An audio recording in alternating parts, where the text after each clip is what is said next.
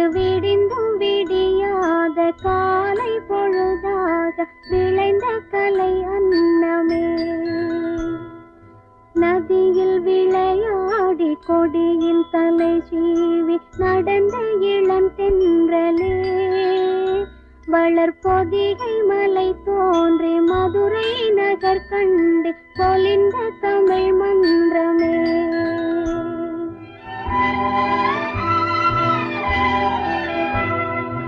மலர்ந்து மலராத பாதி மலர் போல வளரும் விழி வண்ணமே.